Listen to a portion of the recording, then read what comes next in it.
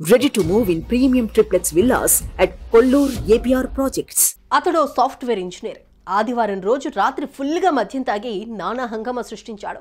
ఇతగాడు ఏకంగా రోడ్డుపై బాధ్యత లేకుండా ఇంతటి దారుణానికి ఒడిగట్టడంతో అందరూ షాక్ అవుతున్నారు. ఇలాంటి నిందితులను కఠినంగా శిక్షించాలని డిమాండ్ చేస్తున్నారు. ఇంతకు ఈ సాఫ్ట్వేర్ ఇంజనీర్ చేసిన నిర్వాకం ఏంటి? నడి రోడ్డుపై ఎలాంటి పనికి తెరలేపాడు? అసలేం జరిగింది?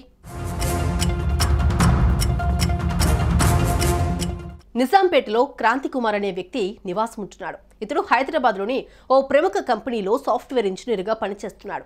ఇక్కడి వరకు బాగానే ఉంది. అయితే వీకెండ్ కావడంతో క్రాంతి కుమార్ ఆదివారం రాత్రి పీకల దాకా తాగాడు. ఇంతేకాకుండా తాగి కారులో నగరంలోని కొన్ని ప్రాంతాల్లో చక్కర్లు కొట్టాడు. ఈ క్రమంలోనే ఇతడు ఐకియా సమీపంలోని ఓ కారును ఢీకొట్టాడు.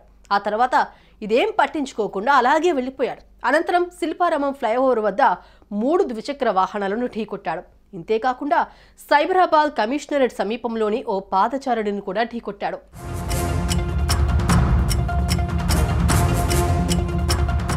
ఆ తర్వాత మలకంచెరువు సమీపంలోని ఓ ఆటోను ఢీకొట్టడంతో అతని కారు టైర్ పేలిపోయింది.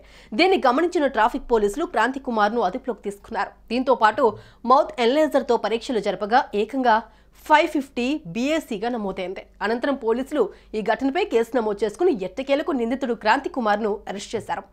మరో దారుణం ఏంటంటే సైబరాబాద్ కమిషనరేట్ సమీపంలోని ఢీకొట్టిన వ్యక్తి అక్కడికక్కడే ప్రాణాలు కోల్పోయాడట. ఇంతకు ముందు చేసిన ఈ ప్రమాదాల్లో మొత్తం 9 మందికి పైగా గాయపడ్డారని పోలీసులు తెలిపారు.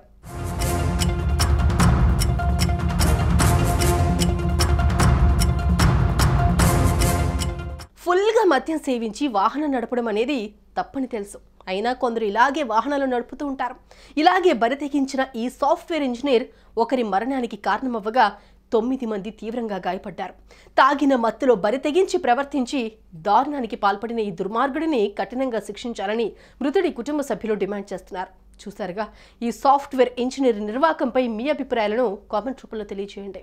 సుమన్ టీవీలో మీ పర్సనల్ అండ్ బిజినెస్ ప్రమోషన్స్ కోసం కింది నెంబర్కి కాంటాక్ట్ చేయండి.